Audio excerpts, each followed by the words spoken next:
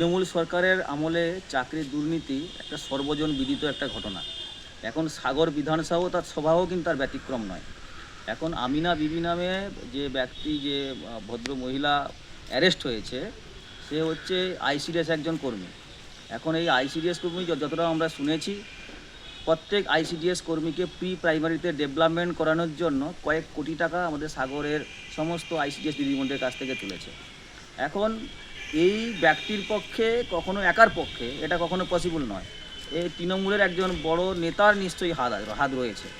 তো আমি চাইছি একদম এই আইসিডিএসের এই কর্মীকে একদম সঠিক তদন্তের মধ্য দিয়ে আইনি আওতায় এনে যথোপযুক্ত শাস্তি দিয়ে এবং মূল মাথা যে তাকে ধরাবে। কি নাম আপনার? রাজেশ জানা।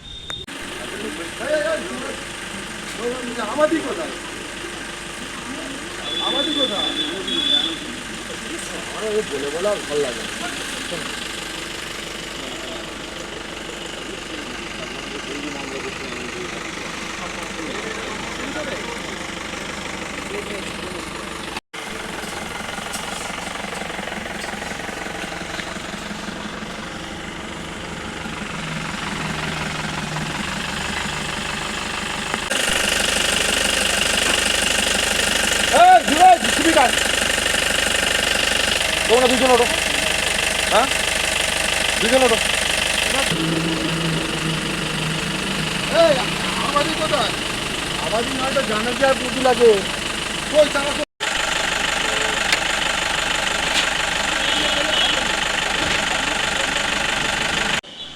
গতকাল সাগর প্রশাসন সাগর থানা এই আমিনা বিবিকে চাকরির দুর্নীতির বিষয় নিয়ে অ্যারেস্ট করেছে।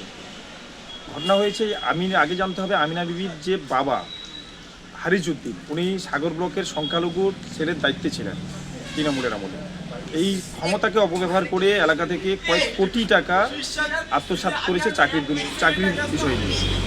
আমরা চাইছি শুধু আমিনা বিবি নয়, এখানে আরও অনেক নাম আছে, তপন পরিয়ালি থেকে শুরু করে একাধিক নাম রয়েছে। প্রশাসন এদেরকে আইনের আওতায় এনে সাধারণ মানুষের টাকা ফেরত দিক এবং আইনের আওতায় আনুক, এটা একজন সাধারণ নাগরিক হিসাবে চাইছি। এই দুর্নীতি কোনো প্রকারে আমরা মানব না।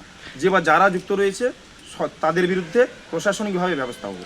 এদের ওপরে কি অন্য কারোর একদম বড় মাথার হাত রয়েছে, আমরা সেই বড় মাথার প্রতিষ্ঠা দেখতে চাইছি।